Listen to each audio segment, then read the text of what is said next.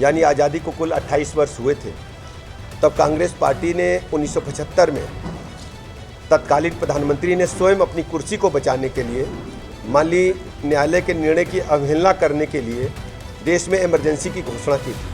संगम नगरी प्रयागराज पहुंचे deputy CM Brajesh Pathak ने कांग्रेस और समाजवादी पार्टी पर बड़ा हमला बोला। उन्होंने कहा कि कांग्रेस पार्टी वास्तव में लोकतंत्र और संविधान का गला घोटने का काम कर रही है। कांग्रेस ने सत्ता और कुर्सी की भूख के लिए हमेशा संविधान को दरकिनार करने का काम किया। कांग्रेस सत्ता के लिए किसी भी हद तक जा सकती है, लेकिन भारतीय जनता पार्टी ने हमेशा राष्ट्र प्रथम को सर्वोच्च स्थान प्रदान करने का काम किया है। उन्होंने कहा कि यूपी में कांग्रेस की पिछलग्गू समाजवादी पार्टी से भी लोगों को सवाल पूछना चाहिए। इमरजेंसी के समय लोकनायक जयप्रकाश नारायण कांग्रेस की नीतियों के खिलाफ थे, लेकिन आज सत्ता के लालच में अखिलेश यादव का मुंह बंद है। उन्होंने कहा कि यूपी में जब समाजवादी पार्टी की सरकार थी, हत्या, लूट, डकैती और बलात्कार की घटनाएं बढ़ जाती थी। समाजवादी पार्टी ने हमेशा संविधान और कानून को ध्वस्त करने का काम किया है। वहीं 11 जुलाई से सावन माह में शुरू होने जा रही कांवड़ यात्रा को लेकर डिप्टी सीएम ने कहा कि यूपी सरकार सभी नागरिकों की स्वतंत्रता के साथ उनकी भावनाओं का पूरा ध्यान रखती है। डिप्टी सीएम ने कहा कि जब हम किसी पूजा पाठ के स्थान पर जाते हैं तो वहां मांसाहार का भोजन नहीं करते। ऐसी स्थिति में अगर कांवड़ यात्रा रूटों पर कहीं भी खुले में मांस बिकता है या खून टपकता है तो इसे कतई उचित नहीं ठहराया जा सकता। काशी क्षेत्र ने मॉक पार्लियामेंट का आयोजन किया था, जिसका विषय आपातकाल था। जब देश तरुणाई की अंगड़ाई ले रहा था, यानी आज़ादी को कुल 28 वर्ष हुए थे, तब कांग्रेस पार्टी ने 1975 में तत्कालीन प्रधानमंत्री ने स्वयं अपनी कुर्सी को बचाने के लिए माननीय न्यायालय के निर्णय की अवहेलना करने के लिए देश में इमरजेंसी की घोषणा की थी। कांग्रेस पार्टी के उन कुकृत्यों को, जो आपातकाल के दौरान देश की जनता पर जुल्म ज्यादतियाँ हुई थी, देश की जनता को, उत्तर प्रदेश की जनता को जन जन तक पहुँचाने के लिए उन कुकृत्यों को और जनता को आगाह करने के लिए कांग्रेस पार्टी के कुकृत्यों से युवा मोर्चे ने इस मॉक पार्लियामेंट का आयोजन किया था। और इस मॉक पार्लियामेंट के माध्यम से पक्ष विपक्ष ने अपने सभी सवाल और जवाब बहुत बेहतरीन ढंग से प्रस्तुत किए हैं।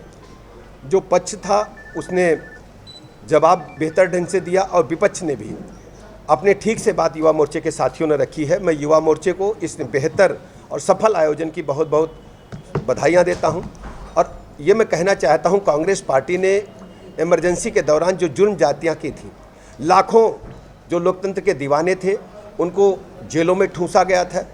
ढेर सारे ऐसे उदाहरण उस समय की घटनाओं के जो इतिहास के पन्नों में दर्ज हैं कि जुर्म जातियों की हद हो गई थी कि उनकी उंगलियों के नाखून तक प्लास से पुलिस ने निकालने का काम किया था।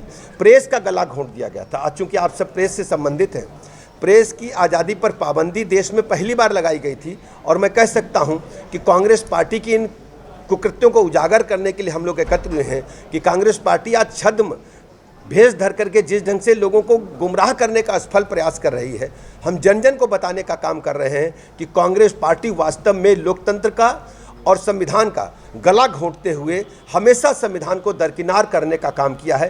केवल सत्ता की भूख, कुर्सी की भूख के लिए वो कुछ भी कर सकते हैं। भारतीय जनता पार्टी ने हमेशा राष्ट्र प्रथम को सर्वोच्च स्थान प्रदान करने का काम किया है। और जब देश पर वक्त आया था इमरजेंसी का, तो जनसंघ ने अपने दल को समाप्त करते हुए, जनता पार्टी में विलीन करते हुए राष्ट्र प्रथम के अपने सिद्धांत को जनता के समक्ष रखने का काम किया था।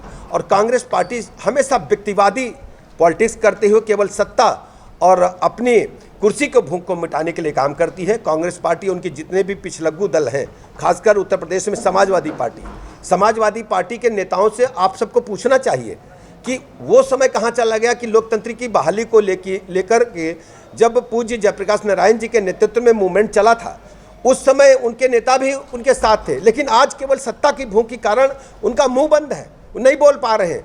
क्योंकि जब जब उत्तर प्रदेश में समाजवादी पार्टी की सरकार रही है, हमेशा हत्या, लूट, डकैती, बलात्कार, लुच्चई लफंगई बढ़ी है। और कानून व्यवस्था को हमेशा ध्वस्त करने का काम, संविधान को, कानून को ध्वस्त करने का काम समाजवादी पार्टी ने किया है।